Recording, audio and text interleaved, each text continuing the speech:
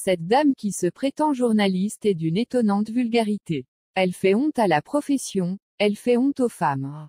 Il est manifeste qu'elle met autant mal à l'aise ses collègues avec qui elle partage les rares plateaux télévisés où elle apparaît encore, que leurs invités. Elle ne sait pas se tenir ni ne sait ni parler ni même articuler parce que la méchanceté ne lui en laisse pas le temps. Elle est pressée de faire mal, elle est pressée de dire du mal, elle ennuie et indispose son monde par ses caquettements, son manque d'humilité l'empêche de se rendre compte qu'elle ne vaut rien professionnellement, un vrai gâchis. Est-ce être journaliste professionnel et reconnu par ses pairs, que de participer, je dis bien participer, et non animer, une fois par semaine à une chronique matinale, vulgairement fagotée, cernée de partout, avec un physique si ingrat, pour insulter à tout va. En quoi Aïssatou Diop Fall est-elle différente d'un Hassan Diouf? Où se trouve le débat d'idées, où se trouve l'élégance dans le discours, la classe dans le port mais aussi dans la tenue?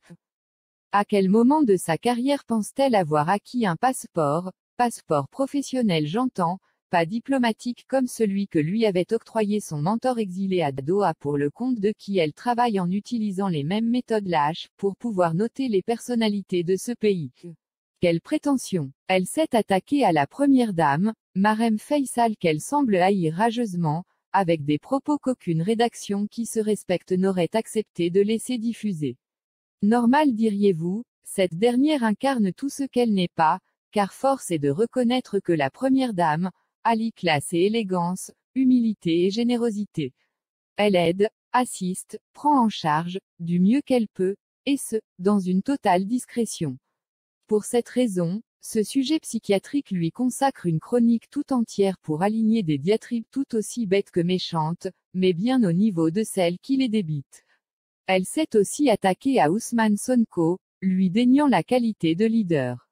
C'est affligeant de constater qu'elle ne se rend même pas compte qu'elle n'a point la capacité de juger ou même jauger les compétences d'un Sonko, sa dernière cible en date, avant celle de la semaine prochaine certainement, a été le ministre de l'Intérieur, Antoine Félix Diome, celui-là même, qui peut au moins se targuer d'avoir la reconnaissance de ses pairs, un monsieur qui lors de sa nomination, s'est vu complimenté par nombre de personnes pour son sérieux et son intelligence, et chanté aussi largement pour sa compétence et son exquise courtoisie.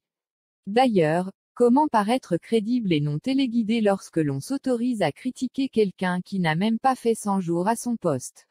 Cette affidée de Karim Wade a la haine à la bouche quand elle évoque le nom du ministre de l'Intérieur, elle est de ceux qui mènent, pour le célèbre exilé de Doha, son combat par procuration.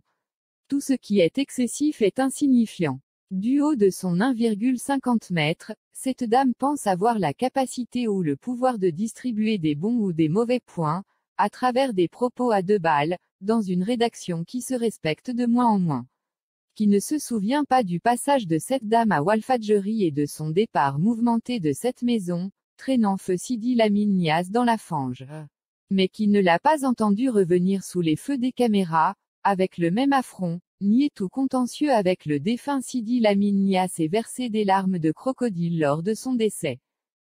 Qui ne se rappelle pas de sa passe d'armes avec l'honorable député Maïm Diarra FAM qui l'avait promptement et vertement remise à sa place.